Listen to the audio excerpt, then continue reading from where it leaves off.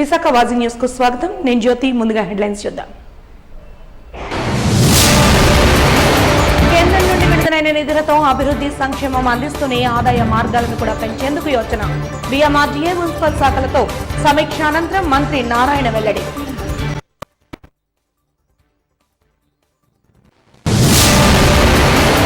తూర్పు నియోజకవర్గం నుండి రాజకీయాలలో పోరాడి నాయకత్వ లక్షణాలను చూపించాలని మాజీ ఎంపీకి సవాల్ విసిన ఎమ్మెల్యే. మాజీ వీసీ అక్రమాలపై విచారణ జరిపించడం ఖాయమన్న వంశీకృష్ణ. ఇసుకకొండ శ్రీ సత్యనారాయణ స్వామివారిని చేరుకునేందుకు సులువైన ఘాట్ రోడ్డు మార్గం ప్రారంభం. అన్నవరం తరహాలో ప్రసాద కౌంటర్లు కూడా ప్రారంభించామని తెలిపిన ప్రధాన అర్చకులు. ఇక వివరాల్లోకి వెళ్తే గత ప్రభుత్వ హయాంలో కేంద్రం నుంచి వచ్చిన నిధులను డ్రా చేసుకోవడంలో కూడా విఫలమయ్యారని మున్సిపల్ శాఖ మంత్రి పి నారాయణ, విశాఖ ఎంపీ శ్రీ భరత్ తెలిపారు. బిఎంఆర్డీఏ సమావేశ మందిరంలో మున్సిపల్ శాఖ పనులు, బిఎంఆర్డీఏ ఆర్థిక అభివృద్ధి తదితర అంశాలపై నిర్వహించిన సమీక్ష సమావేశం అనంతరం వారు మీడియాతో మాట్లాడారు. ఈ సందర్భంగా వారు మాట్లాడుతూ కేంద్రం నుంచి వచ్చిన నిధులను సైతం వినియోగించుకోలేక ప్రజలపై పన్నుల భారాన్ని మోపారని గత ప్రభుత్వంపై విమర్శలు చేశారు. ప్రస్తుతం నిధులను సక్రమంగా వినియోగించుకుని అభివృద్ధి సంక్షేమాన్ని ప్రజలకు అందించే దిశగా ప్రణాళికను సిద్ధం చేస్తున్నామని తెలిపారు.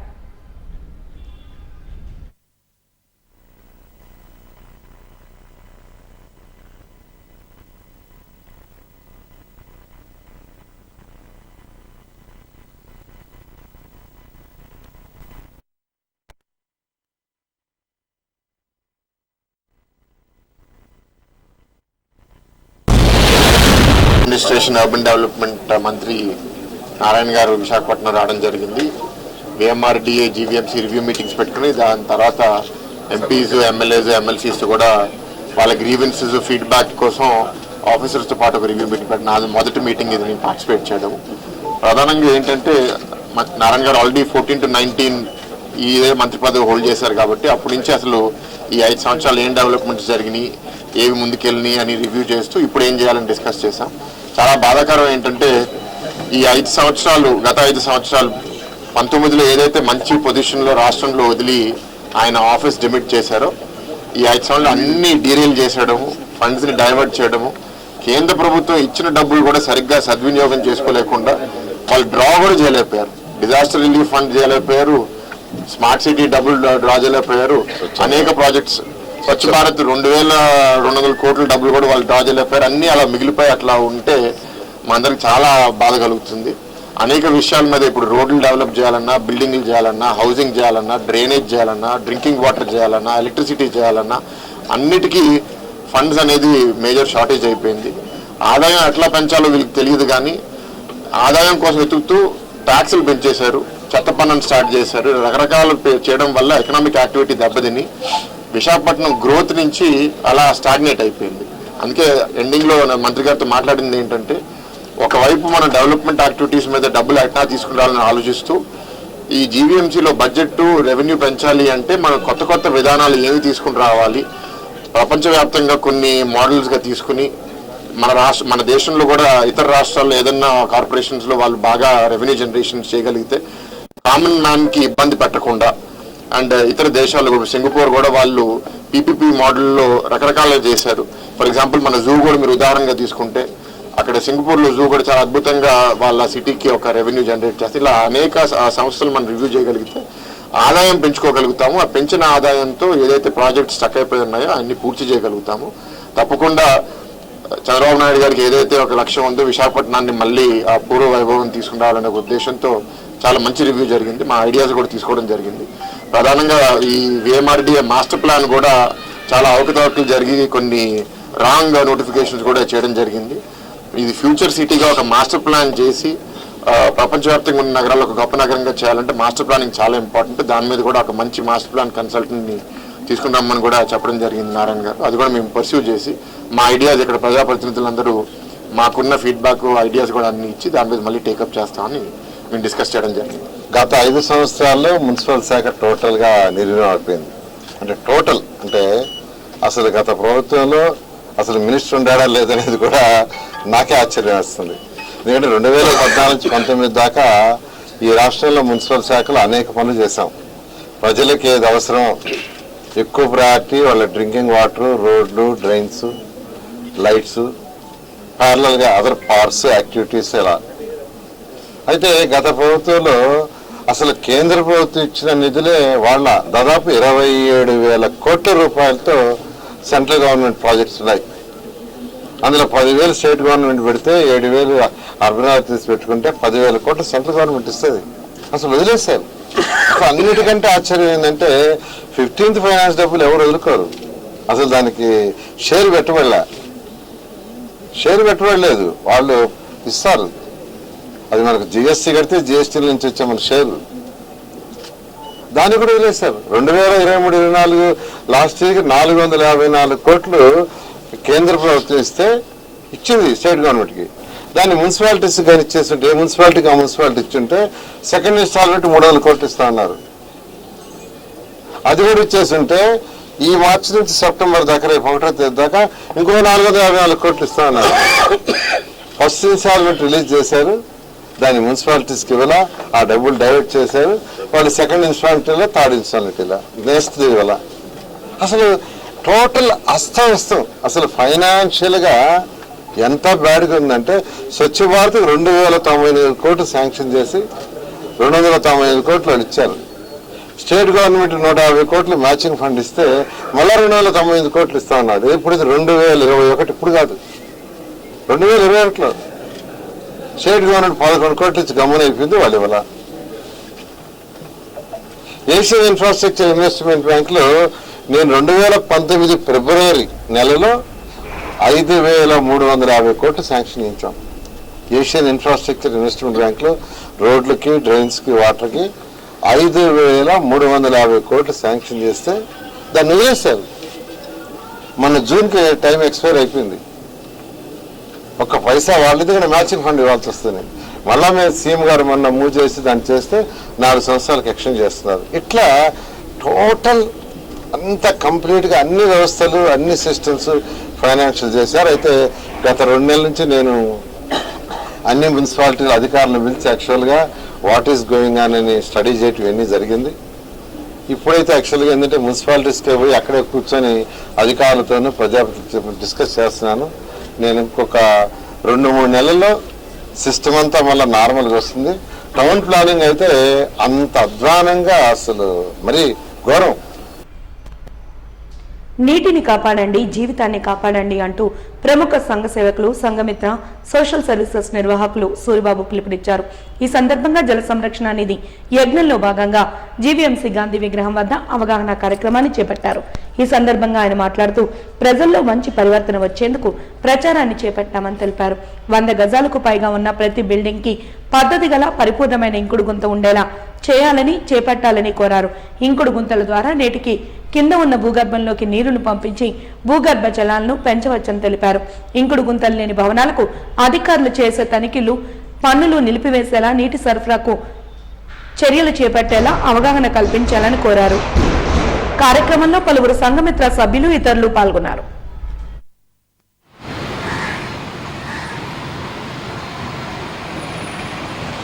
ఓకే.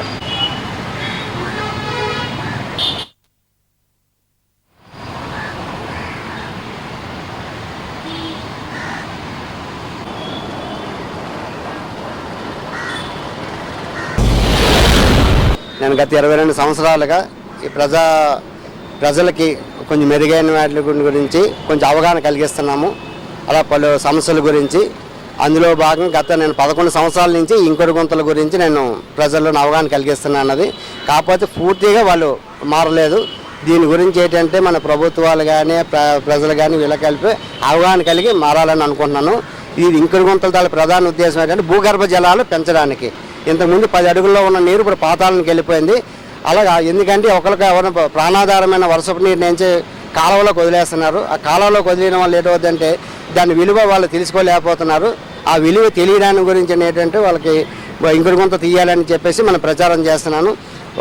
ప్రభుత్వ అధికారులు ఏంటంటే 3 నెలలు వాళ్ళకి టైం ఇవ్వాలి. ఈ 3 నెలల లోపల వాళ్ళు ఇంకుడు గుంత తీస్తే పర్వాలేదు. ఒకవేళ తీయకపోతే 3 వారాల పాటు కొళాయి నీళ్ళు, బోర్ నీళ్ళు ఆపివేయాలి. ఆపివేసి ఆ నీటి తాలూకా విలువ, ఆ నీటి తాలూకా ఉపయోగం అనేది వాళ్ళు తెలిసి డెఫినెట్గా వాళ్ళు ఇంకొక కొంత తెస్తారు, వాళ్ళు పరివర్తన వస్తుంది. ఇలా చేయడం వల్ల ఏంటంటే వాళ్ళకి ఏంచి బాధ్యత ఇది అవుతుంది. ఇంకొక కొంత అనేది ఒక ఇంటి ద్వారా కాదండి, ప్రతి ఇల్లు ఉన్నదంటే ఇంకొక కొంత ఉండాలి. ఒక ఇంటికి ఎలా కరెంట్ ఎలాగే ఇంపార్టెంట్, ఇంకొక కొంత అలాగే ఇంపార్టెంట్. ప్రకృతితో ఫ్రీగా ఇచ్చిన నీరు కాల దగ్గరికి వచ్చిన నీరుని కాలువలోకి వదిలేస్తే అది అంత తెలివి తక్కువ పని. అది అలా కాలంలోకి వదిలిన వల్ల ఏంటంటే చెత్తలో చెదారులు పొంగిపోయి లాస్ట్ ఉప్పు సముద్రంలో కలుస్తుంది. దానివల్ల ఎందుకు ఉపయోగం లేదు. అదే నీరుని భూమిలో దాచుకుంటే కరెంటు బిల్లులు తగ్గుతాయి, మోటార్ మేతక నీరు ఉంటుంది, కరెంటు బిల్లు తగ్గుతుంది, భూమి అంతా చల్లగా ఉంటుంది, మోటార్లు వాడకం తగ్గుతుంది. నెక్స్ట్ ఏంటంటే చెట్లన్నీ పచ్చగా ఉంటాయి, ఆక్సిజన్ కొరత ఉండదు. ఇలా ఎన్నో రకాలుగా ఉపయోగపడుతుంది. నేను ప్రజలకు కోరేది ఏంటంటే 100 గజాలు ఉన్నదంటే డెఫినెట్గా ఒక ఇంకుడు గుంత తీయండి. అది ఆ ఇంకుడు గుంత ఉన్నదని మీకు భూమిలో పడి నీరు తీసుకోవడానికి హక్కు కలగాలంటే ఇంకుడు గుంత ఉండాలి. ఇంకుడు గుంత ఉన్నదంటే ఎన్ఓసి సర్టిఫికేట్, అంటే నో అబ్జెక్షన్ సర్టిఫికేట్ అని మన హౌస్ ట్యాక్స్లో ముద్రించేటట్టు ప్రభుత్వ అధికారులను కోరుతున్నాను. కేంద్రంలోని బీజేపీ ప్రభుత్వం తీసుకొచ్చిన విద్యుత్ సవరణ చట్టం 2020ను తక్షణమే రద్దు చేసి స్మార్ట్ మీటర్లు పెట్టే ప్రతిపాదనను చంద్రబాబు ప్రభుత్వం విరమించుకోవాలని, అలాగే విద్యుత్ను ప్రైవేటు పరం చేసే చర్యలు ఆపాలని వామపక్ష పార్టీల నాయకులు డిమాండ్ చేశారు. ఆగస్టు 28 విద్యుత్ అమరవీరుల సంస్మరణ సభ సందర్భంగా బుధవారం జీవీఎంసీ గాంధీ విగ్రహం వద్ద వామపక్ష పార్టీల ఆధ్వర్యంలో బషీరాబాద్ అమరవీరుల సంస్మరణ సభ జరిగింది. ఈ సభకు సిపిఎం పార్టీ విశాఖ జిల్లా కమిటీ సభ్యురాలు పి మణి అధ్యక్షత వహించగా సభలో సిపిఎం పార్టీ జిల్లా కార్యదర్శి వర్గ సభ్యులు ఆర్కేఎస్వీకే కుమార్, సిపిఐ జిల్లా కార్యవర్గ సభ్యులు రెహమాన్, ఎంఎల్ జిల్లా కార్యదర్శి కొండయ్య తదితరులు మాట్లాడుతూ సరిగ్గా నేటికి బషీరాబాద్ కాల్పులు జరిపి 24 సంవత్సరాలు పూర్తయిందన్నారు.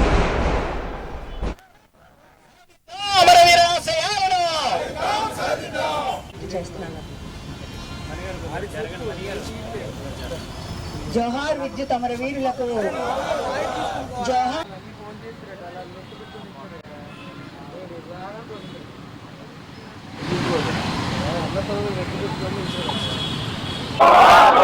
జోహార్ కామ్రేడ్ బాలస్వామి, జోహార్ కామ్రేడ్ రామకృష్ణ.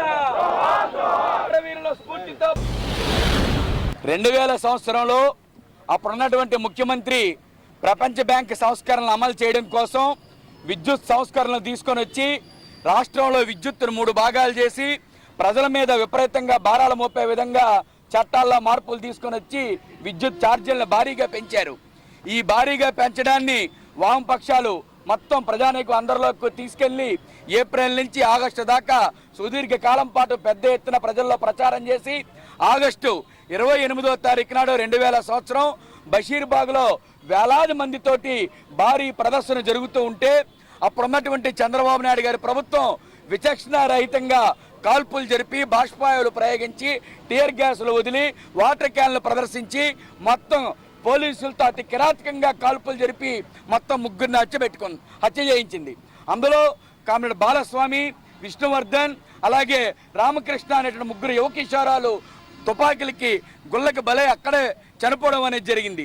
అలాగే కొన్ని వందలాది మందికి బుల్లెట్ దెబ్బలు గాయాలయ్యి పిల్లర్స్ తగిలి హాస్పిటల్లో అనేక సంవత్సరాల పాటు ఇదే హాస్పిటల్ వైద్యం తీసుకోవాల్సిన పరిస్థితి ఏర్పడింది. అయినా సరే ప్రభుత్వం అతి కిరాతకంగా వ్యవహరించింది. దీన్ని వ్యతిరేకిస్తూ తర్వాత నిరాహార దీక్షలను చేసిన తర్వాత ఆ రోజు నుంచి సంస్కరణలకు వ్యతిరేకంగా పోరాటంతో విద్యుత్ ఛార్జీలు 10 ఏళ్ల పాటు ఏ ప్రభుత్వమో పెంచకుండా ఆగింది. కాబట్టి ఇప్పుడు మళ్ళీ అటువంటి 24 ఏళ్ళు ఈ రోజున వాళ్ళు చనిపోయి నడుస్తూ ఉంది.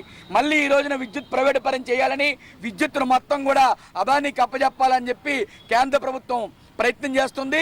అందులో భాగంగానే రాష్ట్రంలో కూడా స్మార్ట్ మీటర్లు పెట్టడం, వ్యవసాయ పంపు సెట్లకి మీటర్లు పెట్టడం, కరెంటు టారిఫ్లు పెంచడం, అలాగే రకరకాల పద్ధతులతోటి ఫ్యూయల్ ఎక్స్పెన్సెస్ ఛార్జీలను పెంచి ఇంధనపు సర్దుబాటు ఛార్జీలు అని చెప్పి ఛార్జీలు పెంచి ప్రజలను ఎత్తున భారాలు వేయడం కోసం పూనుకుంటుంది. కాబట్టి ఎవరైతే విద్యుత్ అమరవీరులు ఉన్నారో వాళ్ళ పోరాట స్ఫూర్తితోటి వాళ్ళ ప్రాణత్యాగాలు వృధా కానేమో, వాళ్ళ ప్రాణ బలిదానాలతోటి విద్యుత్ సంస్కరణలు ఏదైతే ఆపుకున్నామో భవిష్యత్తులో కూడా అటువంటి పోరాటానికి ఆంధ్ర రాష్ట్ర ప్రధానికి సిద్ధం కావాలని, దానికి వామపక్ష పార్టీలు సిపిఎం పార్టీ తరఫున ఎప్పుడు సిద్ధంగా ఉంటామని, భవిష్యత్తులో జరిగే ఈ ప్రైవేటీకరణ విధానాలని ఎదుర్కొంటామని చెప్పి అడ్డుకట్ట వేస్తామని చెప్పి స్మార్ట్ మీటర్లు పెట్టే ప్రతిపాదన విరమించుకోవాలి. లేకపోతే 2000 సంవత్సరంలో కౌంట్ డౌన్ స్టార్ట్ అయింది చంద్రబాబు నాయుడికి. విశాఖ మాజీ ఎంపీ ఎవివి సత్యనారాయణకు ఎమ్మెల్యే వంశకృష్ణ శ్రీనివాస్ యాదవ్ సవాల్ విసిరారు. డిప్యూటీ సీఎం పవన్ కళ్యాణ్ పుట్టినరోజు సందర్భంగా నిర్వహించదలిచిన కార్యక్రమ వివరాలను వెల్లడించేందుకు నిర్వహించిన విలేకరుల సమావేశంలో వంశకృష్ణ తీవ్రంగా ధ్వజమెత్తారు. ఈ సందర్భంగా వంశకృష్ణ మాట్లాడుతూ పర్యావరణ హితంగా పవన్ కళ్యాణ్ జన్మదిన వేడుకలను సేవా కార్యక్రమాలతో నిర్వహిస్తామని తెలిపారు. సంబంధిత పోస్టర్ను ఆవిష్కరించారు. అనంతరం ఒక్కసారి ఓటమికి పారిపోవడం కాదంటూ వచ్చి నిలబడాలంటూ ఎంవీవీకి హితవు పలికారు. ఏయూ మాజీ వీసీ అరాచకాలపై విచారణ జరిపిస్తామని, ఎక్కడ నిరంకుశంగా వ్యవహరించారో అక్కడే అరెస్టులతో చర్యలు ప్రారంభమవుతాయన్నారు. తూర్పు నియోజకవర్గంలో నిలబడి రాజకీయాలు చేయాలంటూ పిలుపునిచ్చారు. సమావేశంలో జనసేన నాయకులు బొలిశెట్టి సత్యనారాయణ, మహిళా నాయకురాలు పసుపులేటి ఉషా కిరణ్ తదితరులు పాల్గొన్నారు.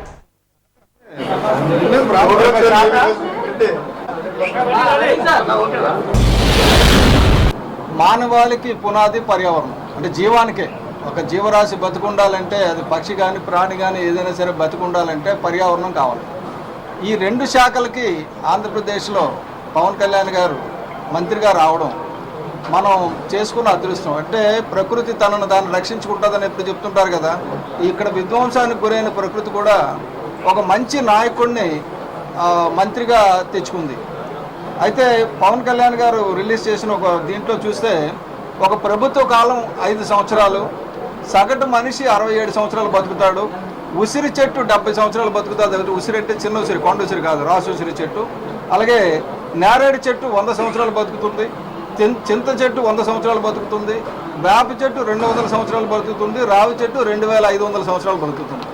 ఇలాగ ఏదో ఒక మొక్క నాటి మీరు చేయండి, నా గురించి కేకులు కొయ్యడం కానీ లేకపోతే పటాసులు కాల్చడం కానీ వద్దు, ఏదో ఒక మొక్క నాటి భావితరాలకి ఒక పునాదిగా నిలవండి అని చెప్పి ఆయన పిలుపునిచ్చారు. దైవం మానవ రూపేణ అన్న విధంగా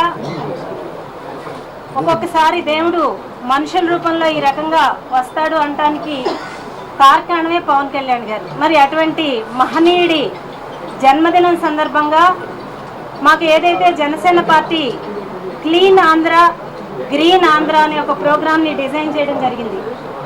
అందులో భాగంగా మరి ఏదైతే ప్లాస్టిక్ వల్ల పర్యావరణం పూర్తిగా నాశనం అవుతుంది కాబట్టి ఆ ప్లాస్టిక్ వ్యర్థాలు భూమిలోకి వెళ్ళి కరగకపోవడం వల్ల పర్యావరణం పూర్తిగా కలుషితం అవుతుంది. కాబట్టి వీలైనంత వరకు ప్లాస్టిక్ని నిషేధించే విధంగా చర్యలు చేపట్టాలని అవగాహన కార్యక్రమాలు ఏర్పాటు చేయమని అధ్యక్షుల వారు మాకు సూచించడం జరిగింది.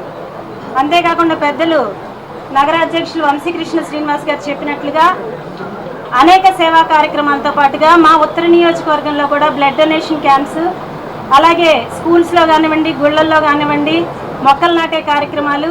రాష్ట్ర ఉప ముఖ్యమంత్రి గారు, మా అధ్యక్షులు పవన్ కళ్యాణ్ గారి యొక్క బర్త్డే సందర్భంగా విశాఖపట్నం సిటీకి సంబంధించి 98 వార్డులో కూడా బర్త్డే సెలబ్రేషన్స్ చేస్తూ ఉన్నాం. బర్త్డే సెలబ్రేషన్ అన్నకంటే కూడా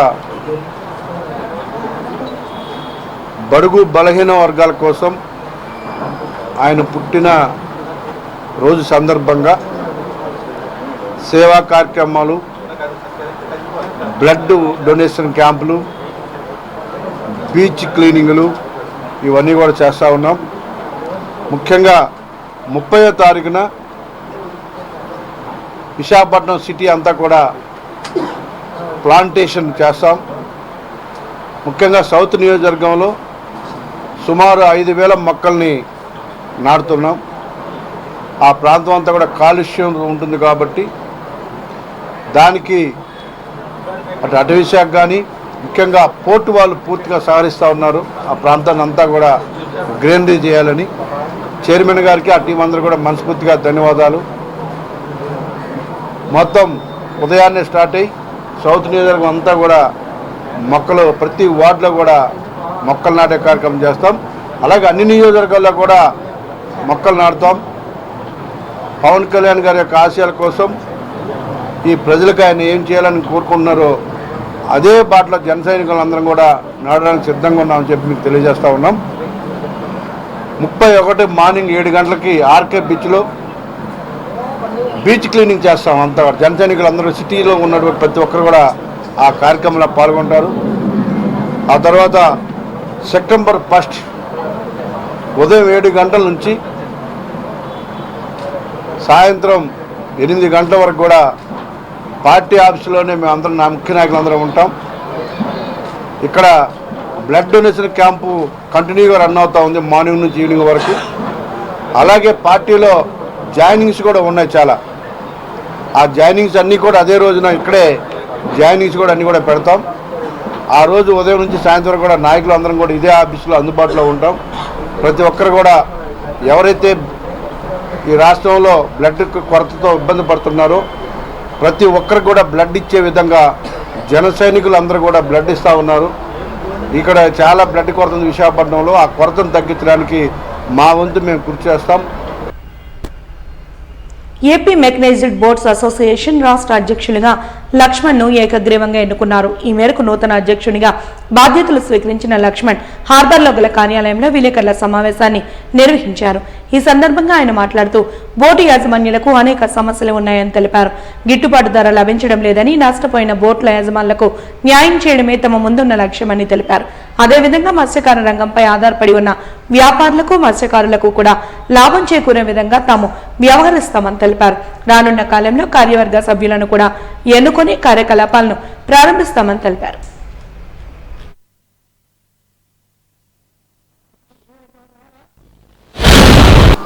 ఈరోజు నూతనంగా ఏపీ మెకనైజ్డ్ అసోసియేషన్ అధ్యక్షులుగా బోటు ఓనర్లు ఎన్నుకోవడం జరిగినది.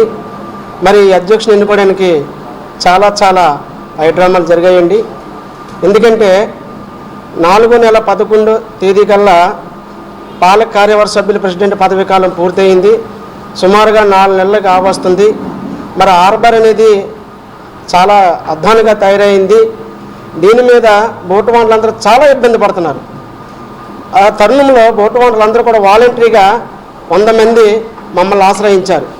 బాబు ఎవరెవరు కలుగు చేసుకొని మరి నూతన అధ్యక్షుని ఎన్నుకొని మరి హార్బర్ అభివృద్ధి కోసం పాల్పడతారా, ఈ హార్బర్ని ఎలాగ వదిలేస్తారని నా శ్రేయోభిలాషుల బోటు ఓనర్లు కొంతమంది మాపై ఒత్తిడి తేవడం వల్ల మేము మరి ఎలక్షన్లోకి రావడం జరిగింది. 4 నెలల నుంచి ఈ రోజు వరకు ఈ అసోసియేషన్లో మరి పాలక కార్యవర్గ సభ్యులు ప్రెసిడెంట్ లేకపోవడం వల్ల సుమారుగా 6-7 బోట్లు సముద్రం మునిగిపోయి నష్టానికి వాటిల్లాయి.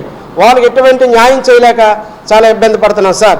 అదే కాకుండా ఈ రోజున ఫిషింగ్ హార్బర్లో 152 కోట్ల నుంచి 178 కోట్లకి పెంచి హార్బర్ డెవలప్మెంట్ చేస్తున్నారు. ఇటువంటి పనులన్నీ కూడా మేము పరిశీలించి మరి బోటు ఓనర్లకి న్యాయం జరిగేలాగా, బోటు ఓనర్లకు మంచి జరిగేలాగా, అలాగే ఇండస్ట్రీలో మత్స్యకారులే కాకుండా ఇండస్ట్రీ మీద ఆధారపడిన ప్రతి ఒక్కరికి కూడా వ్యాపారస్తులకి అందరికీ కూడా మా యొక్క సహకారాలు అందిస్తామని మీ ద్వారాగా తెలియజేస్తూ దయచేసి మీరు మీడియా వారు ఒకటి గమనించాలి. ఇదంతా కూడా ప్రజాస్వామ్యబద్ధంగా బోటు ఓనర్లందరూ ఏకదాటుగా తీసుకున్న నిర్ణయం ప్రకారంగా ఈ ఎన్నిక అనేది జరిగింది. ఈ రోజున ఫిషింగ్ హార్బర్లో సెక్యూరిటీ లేదు సార్. ఫిషింగ్ హార్బర్లో సెక్యూరిటీ లేదు, సీసీ కెమెరాలు లేవు, లైట్లు లేవు, బోటు ఓనర్లకి ఇక్కడ సరైన వసతులు లేవు, గిట్టుబాటు ధరలు లేవు. ఇవన్నిటి మీద కూడా ఇప్పుడు నేను ప్రెసిడెంట్ ఒక్కనే మాత్రమే ఎలక్ట్ అయ్యాను. అతి త్వరలో మరి పాలక కార్యవర్గ సభ్యుల్ని ఎన్నుకొని చూసుకొని ముందుకు వెళ్తానని మీ ద్వారా తెలియజేస్తాను. అలాగే ఎప్పటి నుంటో పూరుకుపోయిన ఈ బకాయిలు మరి బోటు ఓనర్లు కూడా చాలా ఇబ్బంది పడుతున్నారు. మరి అది మీ ద్వారాగా మరి అధికారుల దృష్టిలోకి త్వరలో మేము పెడతాము. మరి మీ ద్వారాగా ఇది కూడా మరి అధికారులు తెలియజేస్తారని కోరుకుంటూ, అంతేకాకుండా మాకు 69 రూపాయలు 70 రూపాయలు ఉండేటప్పుడు 9 రూపాయలు సబ్సిడీ గవర్నమెంట్ మాకు ఇచ్చింది. అదే 9 రూపాయలు ఈ రోజు వరకు కొనసాగుతుంది, కంటిన్యూ అవుతుంది. ఈ రోజున ఆయిల్ సుమారుగా 100 రూపాయల దగ్గర డీజిల్ అమ్ముతుంది. మరి ఆయిల్ రేట్లు పెంచేటప్పుడు మాకు సబ్సిడీ రేటు కూడా పెంచాలి. మరి ఇవన్నిటిలో కూడా మేము కార్యాచరణ తయారు చేసుకొని మరి కన్సల్ట్ డిపార్ట్మెంట్లతో మాట్లాడి ఇవన్నీ బోటు ఓనర్లకి అందే విధంగా చేస్తానని మీ ద్వారాగా నేను తెలియజేసుకుంటున్నాను సార్. కుసులవాడ మైనింగ్ తవ్వకాలకు వ్యతిరేకంగా సిపిఎం ఆధ్వర్యంలో ప్రజలు చేపట్టిన పోరాటానికి అనుకూలంగా కలెక్టర్ ప్రజాభిప్రాయ సేకరణను నిలుపుదల చేస్తూ ఉత్తర్వులు ఇవ్వడం హర్షణీయమన్నారు సిపిఎం నాయకులు జగ్గునాయుడు. ఈ సందర్భంగా జగదంబ పార్టీ కార్యాలయంలో నిర్వహించిన విలేకరుల సమావేశంలో ఆయన మాట్లాడుతూ విశాఖ పర్యాటక కేంద్రంగా అభివృద్ధి చేస్తామంటూ పాలకులు వాస్తవానికి అభివృద్ధి ముసుగులో మైనింగ్ భూదందా, వ్యాపారం, కార్పొరేట్ శక్తులతో కలిసి అక్రమాలకు పాల్పడుతున్నారని ఆరోపించారు. కుసులువాడ మైనింగ్ పై ఎకనైనా ప్రభుత్వం తమ నిర్ణయాన్ని ఉపసంహరించుకోవాలని హితవు పలికారు.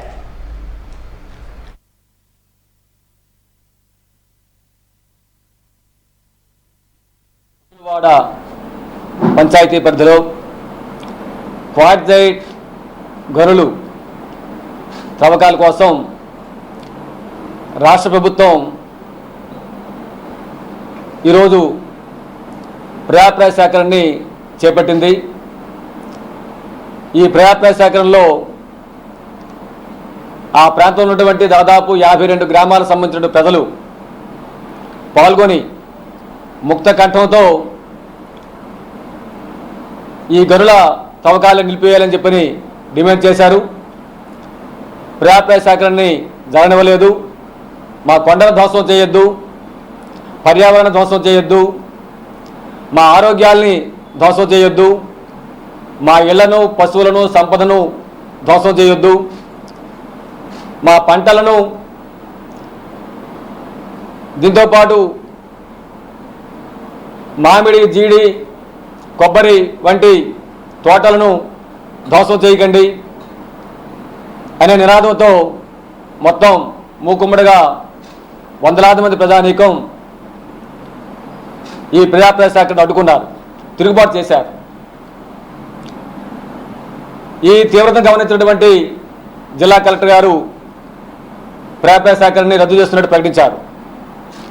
ఇది ఆనందపురం, పద్మనాభం మండలం ప్రజల తాలూకా విజయంగా సిపిఎం పార్టీ భావిస్తూ ఉంది. ఇది ప్రజల విజయం. ఎప్పటికైనా సరే రాష్ట్ర ముఖ్యమంత్రి చంద్రబాబు నాయుడు గారు, రాష్ట్ర ప్రభుత్వం ప్రజల తాలూకా అభిప్రాయాన్ని గమనంలో తీసుకొని కుసులవాడ ప్రాంతంలో కొండల ధ్వంసాన్ని ఆపాలని చెప్పని, తన నిర్ణయాన్ని వెంటనే రద్దు చేయాలని చెప్పని సిపిఎం పార్టీ డిమాండ్ చేస్తూ ఉంది. కొండలు పర్యావరణాన్ని కాపాడేవి. హుదూద్ వంటి తుఫాను విపత్తుల నుండి విశాఖపట్నం జిల్లా, విశాఖపట్నం ప్రజానీకం అతి తక్కువ నష్టంతో బయటపడ్డారంటే దానికి కారణం కొండలు. ఆ కొండలు ధ్వంసం చేయడం పూనుకోవడం అత్యంత దారుణమైన విషయం. కుసులవాడ కొండ భూముల్లో క్వార్జైట్ గనులు ఉన్నాయని చెప్పని ఈరోజు తవ్వకాలు పూనుకుంటున్నారు. ప్రతి కొండలోనూ ఏదో విధమైనటువంటి ఖనిజాలు ఉంటాయి. ఆ విధంగా ఖనిజాలను తవ్వుకుంటూ పోతే భవిష్యత్తులో కొండలు మిగలవు. కొండలు మిగలకపోతే ప్రజలు కూడా మిగలరు. ఇది వచ్చే ప్రమాదం. ఈ క్వార్జైట్ గనులు తవ్వకం వల్ల పరిసర ప్రాంతాల నదులన్నీ కలుషితమవుతాయి. ఉదాహరణకి మనకు నీరు అందించే గోసనీ నది ఉంది, గంభీరం రిజర్వాయర్ ఉంది, కాలువలు ఉన్నాయి, గెడ్డలు ఉన్నాయి, చెరువులు ఉన్నాయి. ఇవన్నీ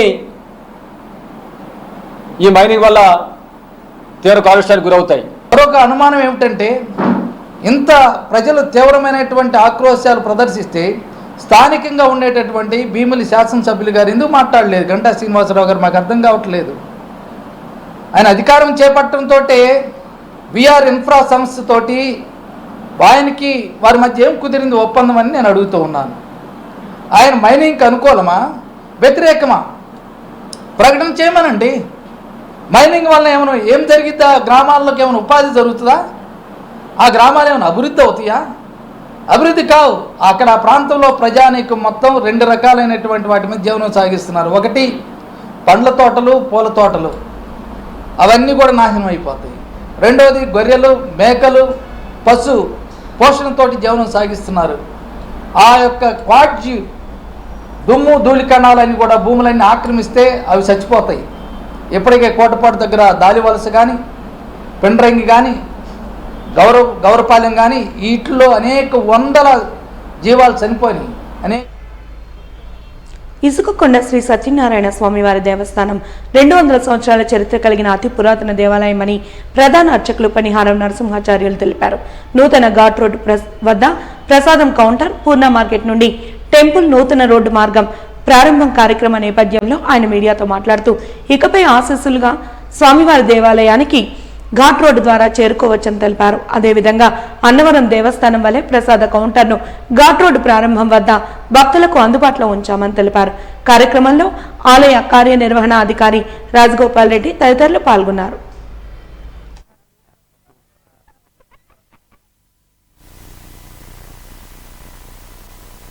విశాఖపట్నం ఇసుకకొండ మీద వేయించేసినటువంటి రమాసహిత సత్యనారాయణ స్వామివారి దేవస్థానం. ఈ దేవాలయం సుమారు 200 సంవత్సరాల పూర్వం దేవాలయం. అంటే అన్నవరంలో స్వామి ఉన్నారని మనకు తెలిసి 125 సంవత్సరాలు అవుతున్నది. అంతకు పూర్వ దేవాలయం. ఈ కారణం చేత కొండ లోపలికి స్వామి, కొండ దేవాలయం ముందు కేజీహెచ్ హాస్పిటల్ రావడం జరిగి ఉన్నది. అదే పూర్వం నుంచి కూడా కేజీహెచ్లోంచి స్వామిని కేజీహెచ్లోంచి మార్చురి మ్యూజియంగా వచ్చి స్వామిని దర్శనం చేసుకోవడం భక్తులు ఇంతవరకు చేస్తూ ఉన్నారు. అయితే మన అందరి అదృష్టం మూలకంగా ఎన్నో సంవత్సరాల కృషి ఫలితంగా జీవీఎంసీ వారు సుమారు 10 కోట్ల రూపాయలతోటి ఘాట్ రోడ్ నిర్మాణం గావించారు. ఆ ఘాట్ రోడ్డు పూర్ణ మార్కెట్ ఎదురుకుండా ఉండేటువంటి మెయిన్ రోడ్డుకు ఆనుకొని దేవాలయం పైకి ఘాట్ రోడ్ నిర్మాణం చేయడం జరిగింది. కానీ భక్తులందరూ కూడా గతంలో కేజీహెచ్ నుంచి మార్చురి మీదుగా రావాల్సిన అవసరం లేదు. కార్లతో సైతంగా, పెద్ద పెద్ద కార్లతో సైతంగా కూడా ఈ ఘాట్ రోడ్ నుంచి రావడానికి అన్ని సదుపాయాలు ఉన్నాయి. ముఖ్యంగా ఈ రోజునాడు అన్నవరంలో మాదిరిగా మెయిన్ రోడ్ నుంచి వెళ్ళేటువంటి భక్తులకు కానీ భక్తులు ప్రసాదం అందుబాటులో ఉంచాలనేటువంటి ఉద్దేశంతో ఇక్కడ కౌంటర్లు, ప్రసాదం కౌంటర్ నిర్మాణం కూడా చేయడం జరిగింది. ఈ ప్రసాదం కౌంటర్లు ఉదయం 6 నుంచి రాత్రి 8 గంటల వరకు కూడా పనిచేస్తాయి. భక్తులు కూడా ప్రసాదాన్ని కావలసిన వారు కూడా ఇక్కడ తీసుకొని వెళ్ళవచ్చు కాబట్టి చేయొచ్చు. వాజీ న్యూస్ ముగించే ముందు హెడ్లైన్స్ మరొకసారి చూద్దాం. కేంద్రం నుండి విడుదలైన నిధులతో అభివృద్ధి సంక్షేమం అందిస్తూనే ఆదాయ మార్గాలను కూడా పెంచుకునేందుకు యోజన. వీఎంఆర్డీఏ మున్సిపల్ శాఖలతో సమీక్షల అనంతరం మంత్రి నారాయణ వెల్లడి.